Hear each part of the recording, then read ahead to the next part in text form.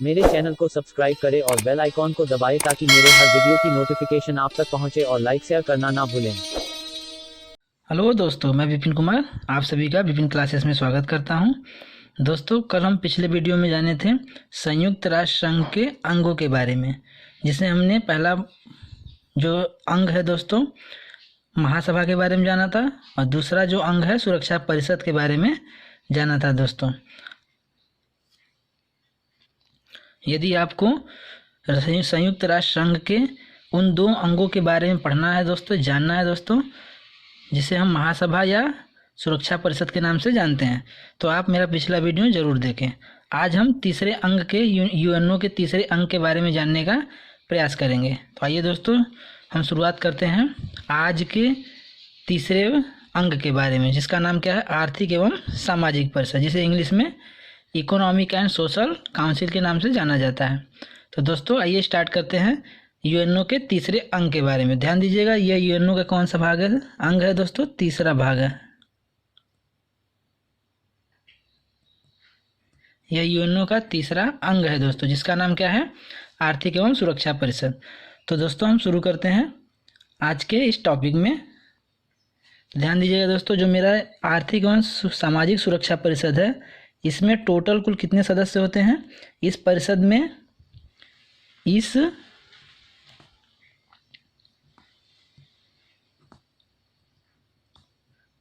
कुल टोटल कितने सदस्य होते हैं दोस्तों? 54। ध्यान दीजिएगा। तो जो आर्थिक एवं सामाजिक परिषद है, यह यूएनओ का तीसरा अंग होता है। इसे तीसरे अंग के नाम से जानते हैं, जिसका नाम आर्थिक एवं सामाजिक परिषद है दोस्तों। इस परिषद में टोटल 54 सदस्य होते हैं। इस परिषद की जो बैठक होती है दोस्तों, इस परिषद की जो बैठक होती है, अधिवेशन होती है, एक वर्ष में 2 बार होती है। वर्ष में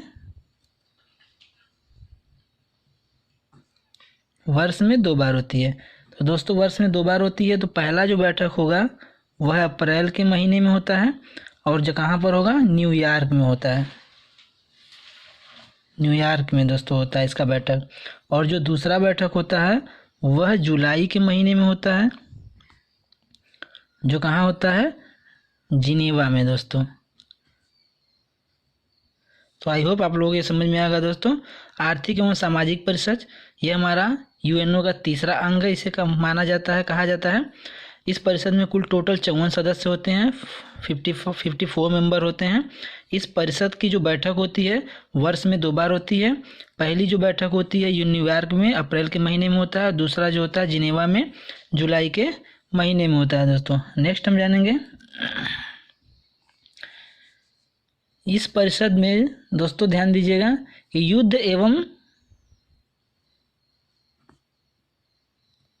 युद्ध एवं शस्त्र को छोड़कर, किसको दोस्तों, युद्ध एवं शास्त्र को अगर हम छोड़ दिया जाए दोस्तों, तो इसके अलावा जितने भी अंतर्राष्ट्रीय पक्ष होते हैं, जितने भी अंतर्राष्ट्रीय महत्व के लिए अंतर्राष्ट्रीय विषय होते हैं, जो क्या होता है, इस परिषद के लिए, यूएनओ के लिए क्या होता है, महत्वपूर्ण होता है दोस्तों, महत्वपूर्ण होता है।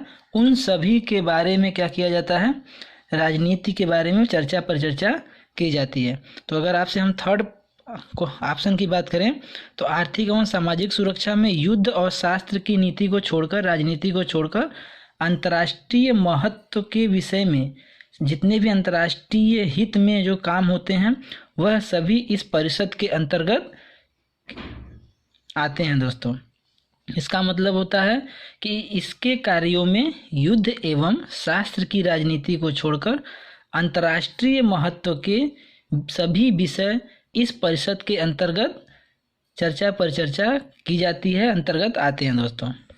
अगला पॉइंट हम जानेंगे, जो यह परिषद है,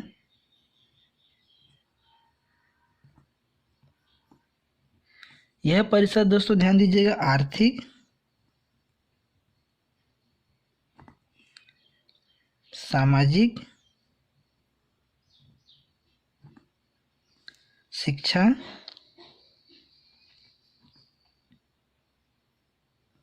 एवं स्वास्थ्य। ध्यान दीजिएगा, यह हमारा जो आर्थिक एवं सामाजिक परिषद है वह आर्थिक, सामाजिक, शिक्षा और स्वास्थ्य से संबंधित कोई भी समस्या हो,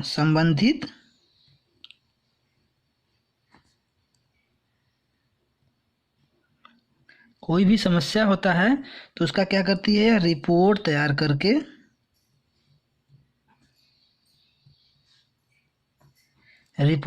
करके वो क्या करती है, इस रिपोर्ट का क्या करती है, रिपोर्ट तैयार करने के बाद वह महासभा को और इससे संबंधित संस्था को क्या करती है, सुझाव देती है। ध्यान दीजिएगा, इसमें 2 पॉइंट होगा दोस्तों। जब रिपोर्ट तैयार कर लेगी तो वो क्या करेगी, पहले इस रिपोर्ट को क्या करेगी, महासभा के पास भेज देगी, महासभा के पास भेजेगी और उससे संबंधित जो संस्था होगा, जैसे मान लीजिए कि अगर शिक्षा परिषद से संबंधित, शिक्षा विभाग से संबंधित या स्वास्थ्य से संबंधित अगर कोई भी समस्या होगा तो क्या करेगा, उस समस्या का रिपोर्ट तैयार करेगा और रिपोर्ट तैयार करने के बाद उसकी एक प्रति क्या करेगी, महासभा के पास, जनरल असेंबली के पास प्रेषित कर देगी।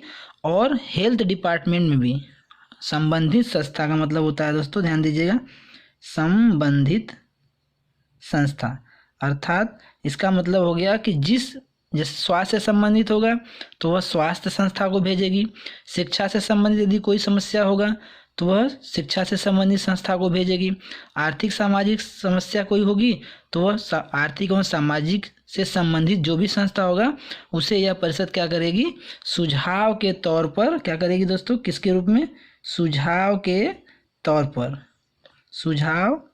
के तौर पर उसे प्रेषित कर देगी। तो अपना सुझाव देती है।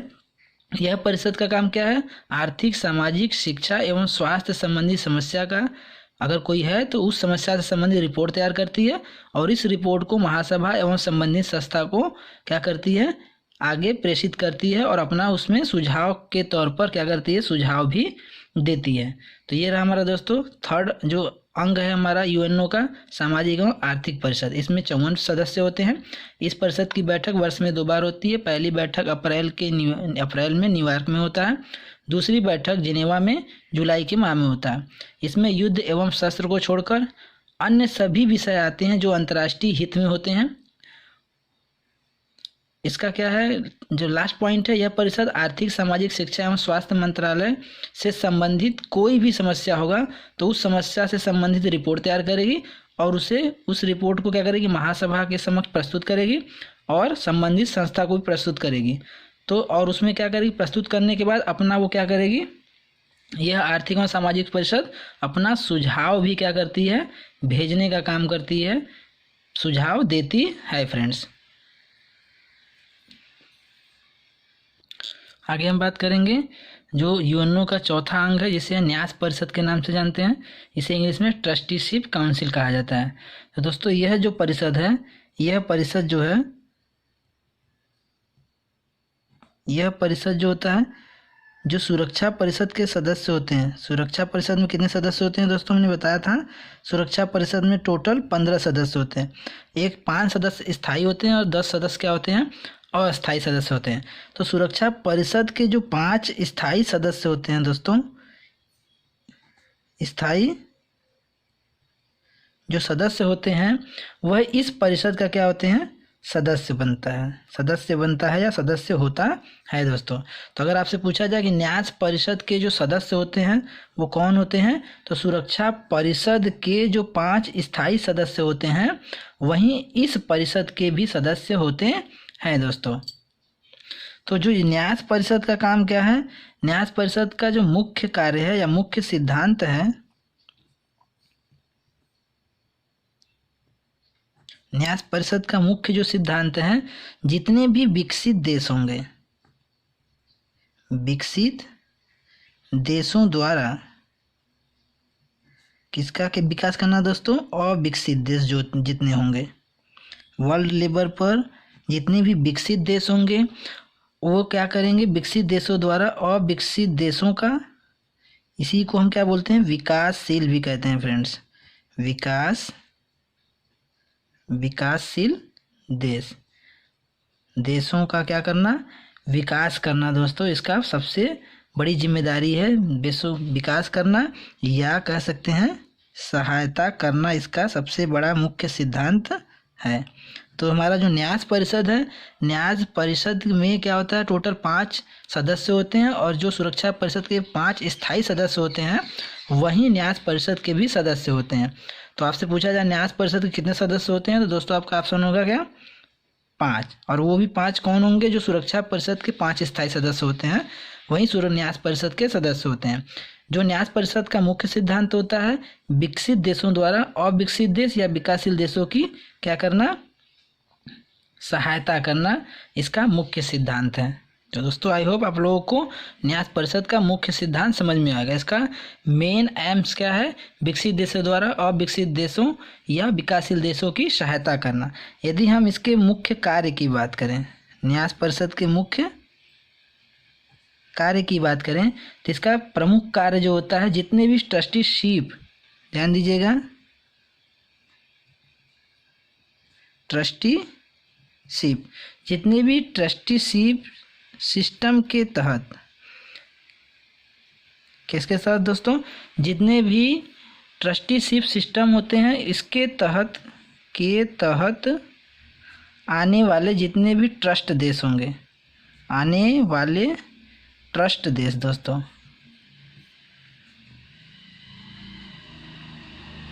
ट्रस्ट देशों या हम कह सकते हैं क्षेत्रों, ऐसे ट्रस्ट जो ट्रस्टीशिप के अंतर्गत आने वाले क्षेत्र या देश होते हैं, उनकी क्या करना, उनके प्रशासन की निगरानी करना इनका प्रमुख कार्य है।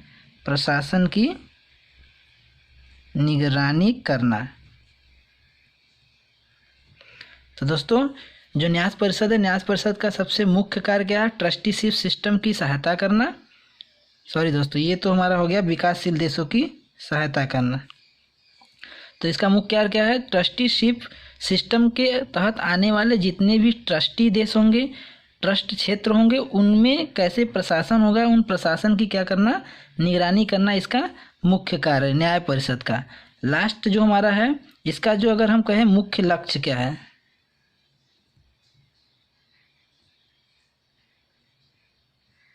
जो मुख्य लक्ष्य है उसका क्या है, तो जो ये न्यास परिषद है इसका मुख्य लक्ष्य था, जितने भी हमारे ये ट्रस्ट देश हैं दोस्तों, तो जितने भी हमारे ट्रस्ट क्षेत्र थे, उन ट्रस्ट क्षेत्रों की क्या करना, स्वतंत्रता करना या स्वयं की क्या करना, सरकार बनाना दोस्तों, इसका मुख्य लक्ष्य था, स्वयं की सरकार की स्थापना करना। तो दोस्तों ये इसका मतलब होता है कि जो न्यास परिषद का मुख्य जो लक्ष्य था, जितने भी ट्रस्टी क्षेत्र थे दोस्तों, ट्रस्टी क्षेत्र के अंतर आने वाले जितने भी क्षेत्र होंगे या देश होंगे, उनको या तो फ्री कर देना, स्वतंत्र कर देना, या यदि वह स्वतंत्र नहीं हो रहा है हमारे क्षेत्र से, इस न्यास परिषद के क्षेत्र से अगर स्वतंत्र नहीं हो रहा है, तो वहाँ पर क्या करना, न्यास परिषद के सरकार की स्थापना करना, इसका मुख्य लक्ष्य था कि वहाँ पर न्यास परिषद की क्या होगी, सरकार की स्थापना की जाए या सरकार के शासन होगा दोस्तों। नेक्स्ट पॉइंट में हम जानेंगे कि यूएनओ का जो अंतिम ट्रस्टी क्षेत्र था, यूएनओ का अंतिम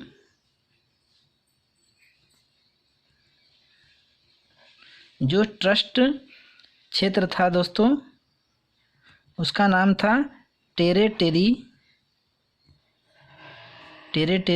द्वीप, या इसी को कहते हैं टेरिटरी पलाऊ द्वीप। नाम याद रखिएगा दोस्तों, ये इंपॉर्टेंट प्रश्न है कि यूएनओ का अंतिम ट्रस्ट क्षेत्र था। ऐसे बहुत सारे ट्रस्ट क्षेत्र थे जो न्यास परिषद के अंतर्गत आते थे या यूएनओ के अंतर्गत आते थे। तो यूएनओ का जो अंतिम ट्रस्ट क्षेत्र था उसका नाम क्या था, टेरिटरी पलाऊ द्वीप। इस टेरिटरी पलाई द्वीप पर यूएसए का क्या था दोस्तों, शासन चलता था। ध्यान दीजिएगा, यूएसए का शासन था। तो क्या करना, तो जब इस यूएनओ का जो अंतिम टेरिटरी क्षेत्र था या ट्रस्टी क्षेत्र था, उसका नाम था टेरिटरी पलाऊ द्वीप, इस पे यूएसओ का शासन चलता था दोस्तों। तो जो न्यास परिषद था, न्यास परिषद का क्या एम है, या तो इस ट्रस्टी क्षेत्र को स्वतंत्र कर देना या फिर यहाँ पर अपनी सरकार की स्थापना करना। तो दोस्तों ये क्या किया गया था, जब इस टेरिटरी पलाऊ द्वीप पर यूएसए का शासन था तो इससे क्या करना, इस यूएसए के शासन से स्वतंत्र कर देना या फिर अपने सरकार की स्थापना करना। तो ये अपने सरकार की स्थापना तो हुआ नहीं दोस्तों, क्योंकि वहाँ पे यूएसए का शासन था। तो इसका मुख्य जो लक्ष्य था इसको स्वतंत्र करना। तो क्या किया गया, इस यूएसए का शासन था तो इस टेरिटरी पलाऊ द्वीप को क्या कर दिया गया, स्वतंत्र कर दिया गया, स्वतंत्र कर दिया गया। तो दोस्तों जब इस टेरिटरी पलाई द्वीप को स्वतंत्र कर दिया गया तो इसी के साथ जैसे ही इसकी स्वतंत्रता स्वीकार कर ली गई तो इसी के साथ साथ ध्यान दीजिएगा, ये इम्पोर्टेंट है, इसी के साथ साथ इस परिषद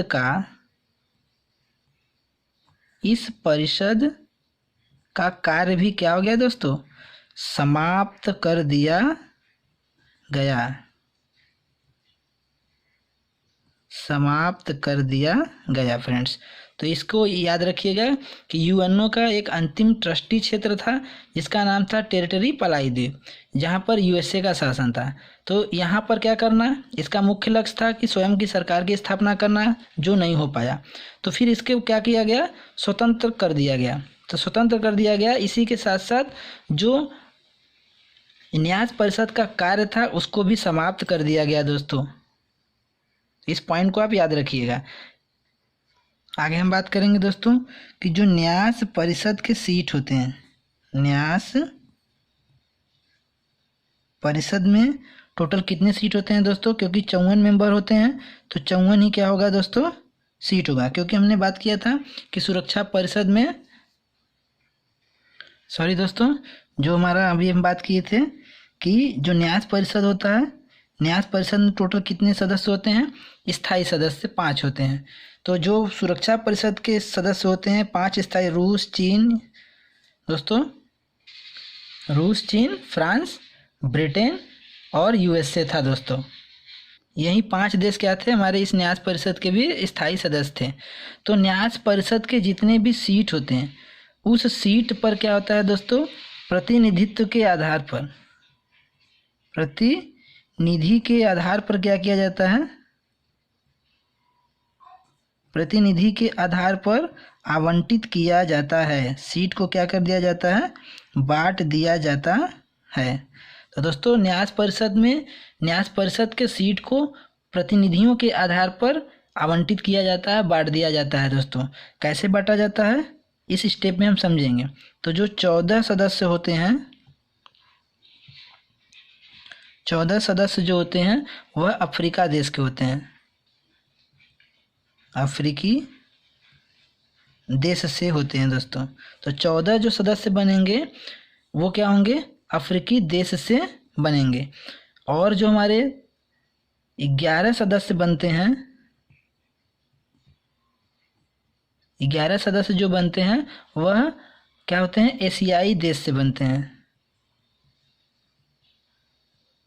एशियाई देश से बनते हैं। नेक्स्ट स्टेप में जानेंगे। और 6 जो सदस्य बनते हैं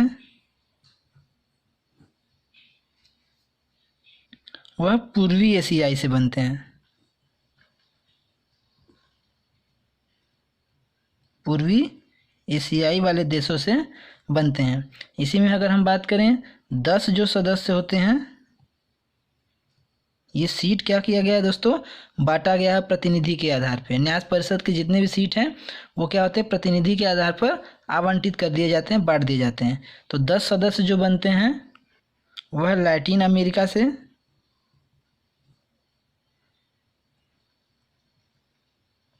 लैटिन अमेरिका एवं कैरेबियाई देश,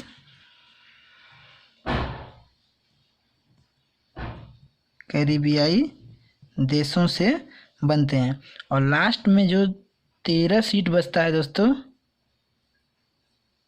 यह 13 सीट पर पश्चिमी यूरोप, जो 13 सदस्य बनते हैं उसमें कौन देश से बनते हैं? पश्चिमी यूरोप एवं अन्य देश से बनते हैं दोस्तों, अन्य देश से बनते हैं। तो दोस्तों जो यूएनओ के जितने भी सीट होते हैं, ध्यान दीजिएगा, जितने भी सीट होंगे उन सीट को प्रतिनिधि के आधार पर आवंटित कर दिया जाता है, बांट दिया जाता है।